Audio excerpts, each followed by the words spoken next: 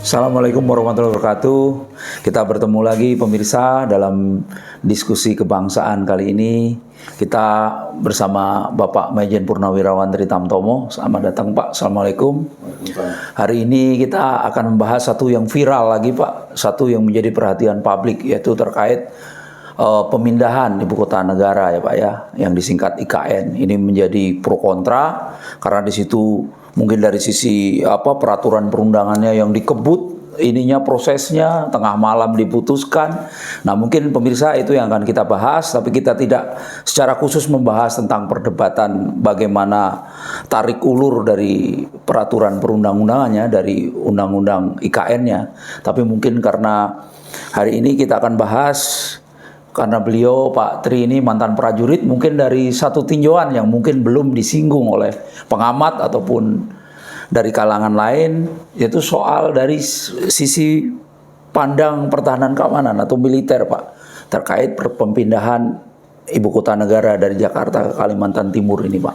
Nah, mungkin dengan pengalaman Pak Tri Tamtomo sebagai mantan prajurit, tentunya pemindahan sesuatu itu kan pasti ada namanya kajian, prosesnya, dan seperti apa. Nah, mungkin Pak Tri bisa disampaikan, minimal ini bisa menjadi masukan ke depan bahwa IKN kalau memang harus pindah seharusnya seperti apa. Tentu yang kita bahas di sini adalah dari sisi pendekatan militer. Monggo Pak Tri, mungkin bisa disampaikan. Baik, terima kasih. Apa yang disampaikan oleh pembawa acara ini sangat menarik. Karena apa? Timbul pro kontra di masyarakat secara umum dan menjadi pembicaraan dengan nada yang timbul beragam. Sehingga kalau kita boleh bilang Pak, ini seksi, menarik, dan sensitif. Kenapa demikian? Timbul pertanyaan liar yang berkembang di masyarakat secara umum. Kok bisa ya? Pertimbangannya apa sih? Apakah semata hanya pemerataan kesejahteraan? Yang kedua, apakah ini hanya sebagai desakan pengusaha? Yang ketiga, apakah ini adalah desakan dari pihak ketiga? Kok sejarah dilupain ya? Ini antara lain yang berkembang di masyarakat secara umum. Nah, kemudian jika kita mendengarkan rintihan-rintihan, sampaian-sampaian yang disampaikan oleh masyarakat, ini miris kita mendengarnya. Ini menjadi menarik untuk dibicarakan.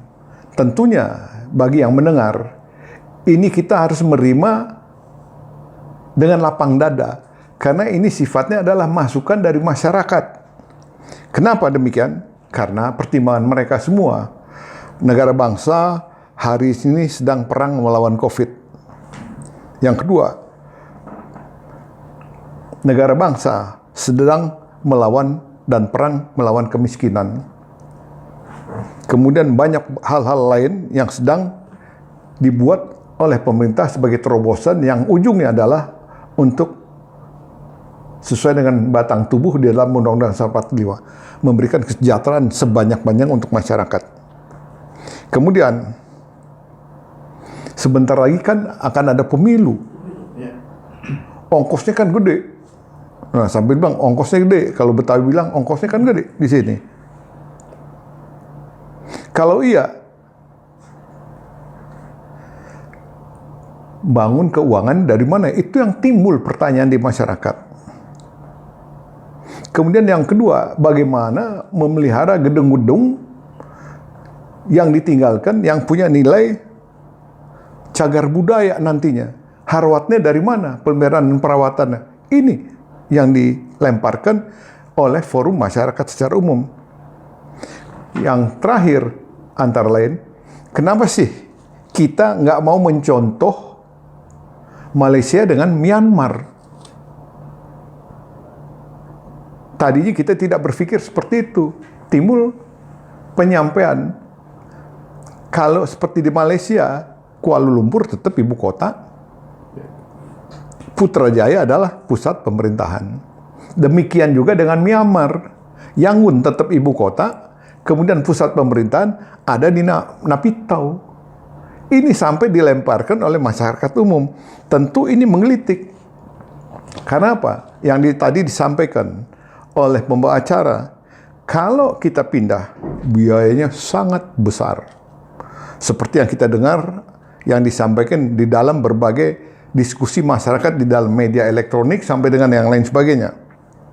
Mulai dari pembangunan sampai dengan pergeseran personel dari tiap-tiap kementerian yang jumlahnya 34. Pasti nanti pergerakannya adalah eselon per eselon.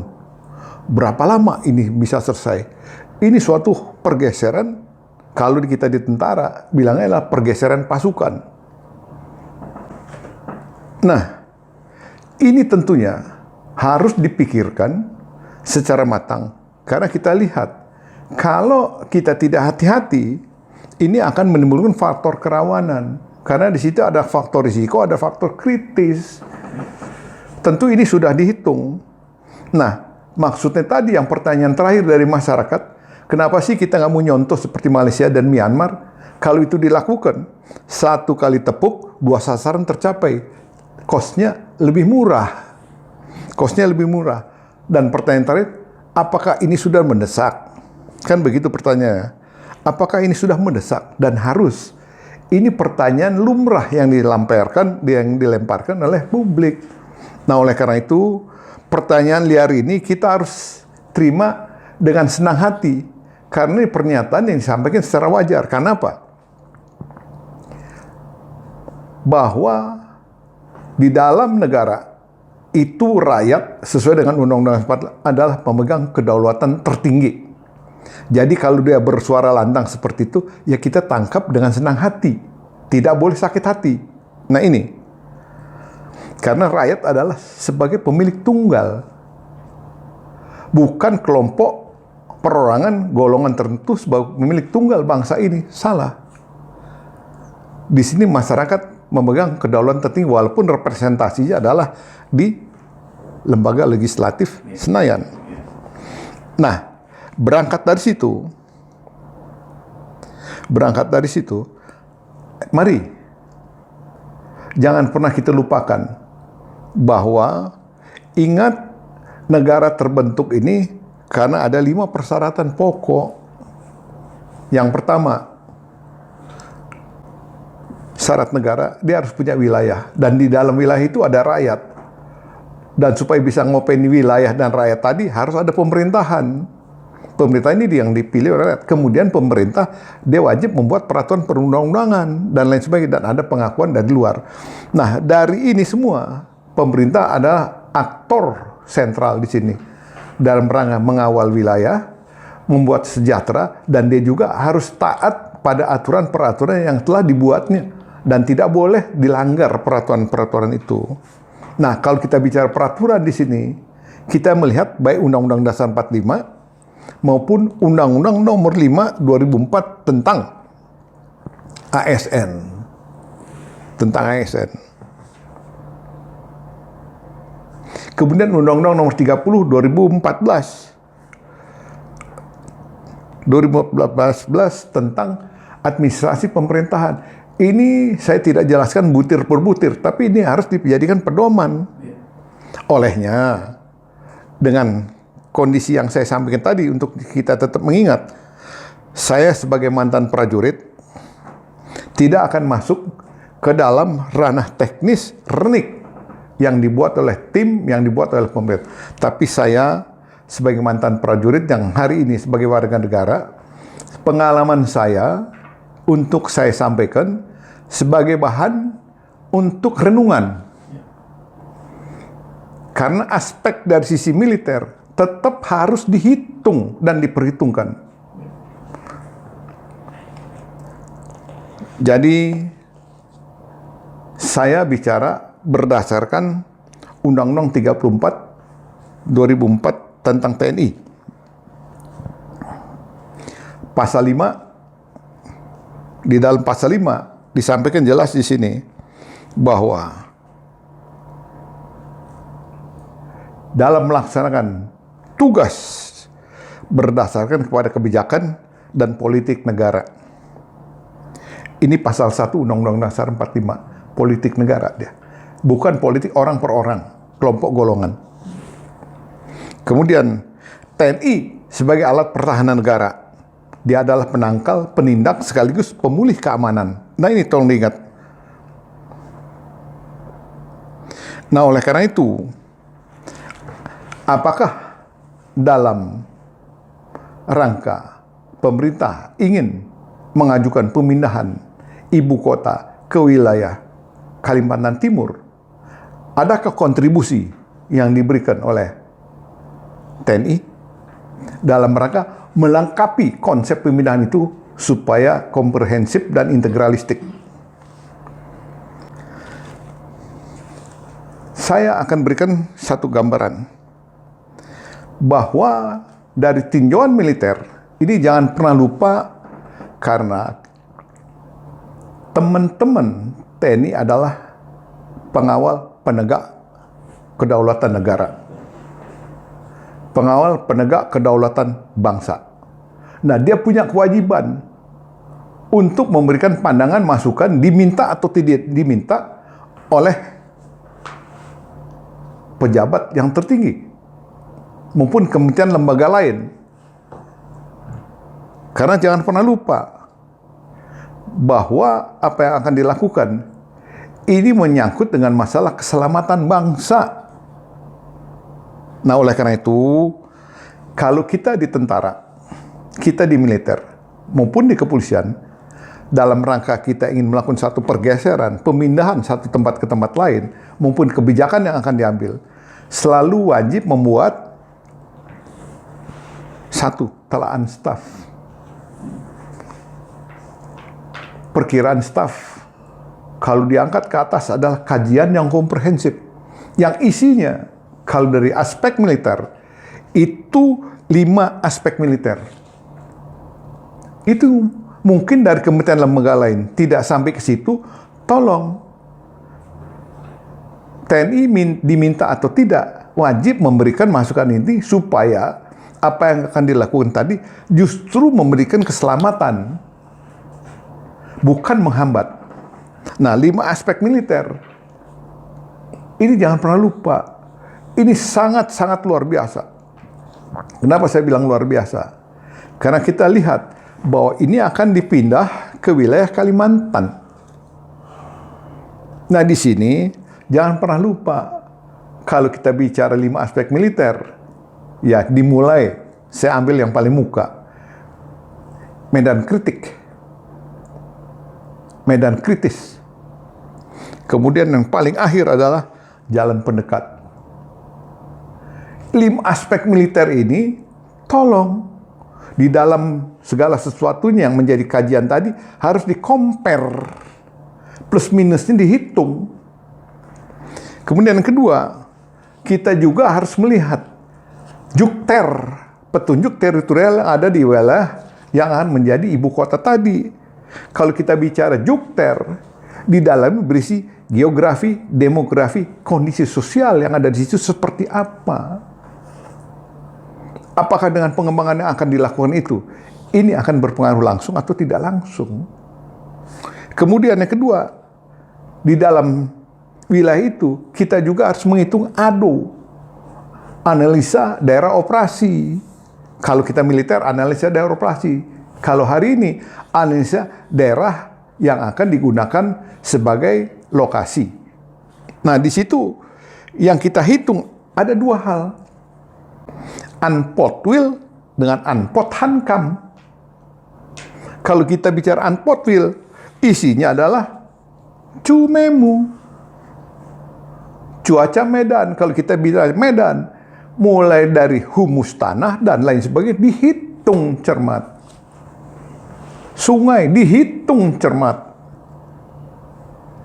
Apakah ini akan mendukung kita atau akan melawan kita? Ini harus di wargaming. Harus di wargaming. Kemudian kedua, kita bicara unpothankam. Bagaimana geografi yang ada tadi mampukah memberikan perlindungan kepada kita? Nah, kalau kita lihat geografi di sana, tolong supaya teman-teman dari TNI, juga mungkin dari Kementerian Pertahanan yang akan diawaki oleh Strahan, strategi pertahanan, juga harus membantu pemerintah untuk menyiapkan kajian ini dengan seutuh-utuhnya. Kita lihat paling utara. Kita ada di belahan Laut Sulawesi. Ini ada dah Alki 2. Bagaimana jarak ke kiri maupun ke kanan? Itu satu. Terus yang kedua, kita lihat Filipina Selatan. Yang sekarang di Sabah. Apa yang terjadi di Sabah? Harus dihitung cermat. Di sebelah Kalimantan Utara, negara tetangga kita, Malaysia. Kita masuk ke bawah. Jangan pernah lupa. Apakah sarana prasarana keamanan mendukung? Lanal kita itu adalah tipe C. Pangkalan udara kita ada di Supadio dan di Makassar. Berapa menit jarak tempuh? Kemudian jangan pernah lupa, dalam menghitung sesuatu jangan pernah lupa dibahas tentang escape. Ini menjadi penting supaya siapapun nanti yang duduk di sana, duduk di tempat yang baru, ini nyaman, semua tercover. Nah, ini tanggung jawab Kementerian Pertahanan maupun TNI. Nah, oleh karena itu, ini bukan satu-satunya harga mati yang dibuat oleh TNI. Nanti di-compare tentunya menjadi satu kajian yang komprehensif dengan kementerian lembaga yang lain. Ini sebagai masukan dari anak bangsa, supaya nanti duduk tempat baru, manakala iya, ini clear. Karena ingat, ini kita belajar sebagai prajurit yang pada tahun 75, yang mengalami bagaimana pada waktu ABRI masuk ke Timur-Timur. Khusus waktu kita merebut ibu kota Dili. Di mana operasi pokoknya adalah operasi lintas udara, yang menurut kita ini tanda tanya. Di situ satuan pokoknya ada Kostrad maupun Kopassus. Dan teman-teman dari Pasmar itu merebut pangkalan panjangan kaki di pantai. Saya Brigif 4 KTDAD, Kesatuan Tempur Dasar Angkatan Darat, yang bermarkas di Slawi dengan 3 batalion yang ada, kita masuk sebagai eselon susulan. Setelah dikuasai, kita masuk. Nah, di sini tolong diingat, kita mampu merebut, tapi mahal. Kenapa saya bilang mahal? Begitu kita masuk, apa yang kita lihat di atas sangat miris. Dapat direbut, tapi harganya mahal. Kenapa? Satu, kita tidak paham tentang SBM, Satuan Bertempur Musuh. Kalau kita tidak tahu, sampai dengan nanti kita bilang, humus, medan, tanah, seperti apa, ini juga akan kita celaka. Kemudian, kita cumemu, nggak ngerti. Beda waktu, kita abaikan. Jukter, kita nggak tahu sama sekali. Untuk logistik pasukan, kita nggak ngerti sama sekali. Plus sarana prasarana pendukung operasi lainnya. Nah, kita tidak mau ujuk-ujuk gegabah. Ujuk-ujuk gegabah, yang penting diambil dulu, urusan belakangan. Hari ini kita tidak boleh berpikiran seperti itu. Kita harus berpikiran yang jauh ke depan, keselamatan bangsa kita utamakan. VVIP, VIP harus mampu melaksanakan tugasnya dengan baik tanpa harus ketar-ketir dihadapkan pada perkembangan lingkungan yang tadi saya sampaikan. Nah, berangkat dari situ, saya mohon dengan hormat dan sangat kepada Panglima TNI maupun Kementerian Pertahanan, mungkin manakala kajian sudah dibuat, tapi tolong kajian militer yang spesifik kami sampaikan. Ini dihitung cermat. Harus dihitung cermat, baru di-compare dengan yang lain. Baru setelah ini jadi dilemparkan, diberikan masukan kepada Bapak Presiden untuk menjadikan pertimbangan. Kalau ya, keputusan jalan. Kalau tidak, ini loh, harus disiapkan terlebih dahulu. Jadi kita diminta, tidak diminta, harus memberikan pandangan, saran, pendapat. Keputusan terakhir ada di tangan Bapak Presiden. Nah ini, oleh karena itu, tolong ingat, pedomani dua amanat pendiri bangsa ini. Yang pertama, bagaimana Presiden pertama Republik Indonesia Bapak Insinyur Soekarno menyatakan di dalam Kongres di Amerika, di Washington DC pada tahun 56, beliau menyatakan, perjuangan kami masih belum selesai. Nah tolong, kita pindah tapi mensejahterakan masyarakat sudah selesai atau belum, dan lain sebagainya. Sudah selesai belum? Ini punya makna yang dalam. Ini peringat yang diberikan oleh Bapak Soekarno. Ini menjadi pegangan buat kita pemimpin-pemimpin bangsa hari ini. Yang kedua, amanat Panglima Besar Jenderal Sudirman pada tanggal 25 Mei, waktu beliau menjadi sumpah jabatan diangkat sebagai Panglima Besar. Pada saat beliau akan melakukan perang gerilya, di mana beliau ditawari oleh Presiden Insinyur Soekarno untuk tetap tinggal di keraton, tapi beliau memilih, Bapak di tempat, saya akan bergerilya. Untuk menyatakan kepada dunia, ini loh eksistensi Indonesia hari ini masih ada. Nah, beliau menyampaikan, kami sanggup taat dan tunduk pada pemerintah negara Republik Indonesia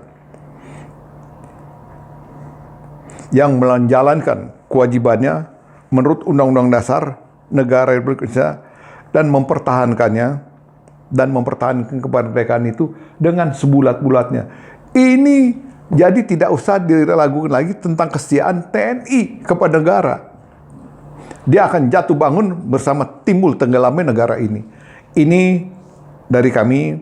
Oleh karena itu sekali lagi mohon dengan hormat dan sangat kepada Kementerian Pertahanan dan Panglima TNI untuk membantu membuat kajian yang komprehensif dari aspek militer dengan butir-butir yang kami sampaikan. Supaya ke depan kalau itu iya jadi, ini sudah nyaman buat keseluruhannya. Karena pindah ibu kota bukan hanya pindah gedung. Saya mensitir pernyataan dari Bapak Presiden sendiri. Demikian, terima kasih Pak.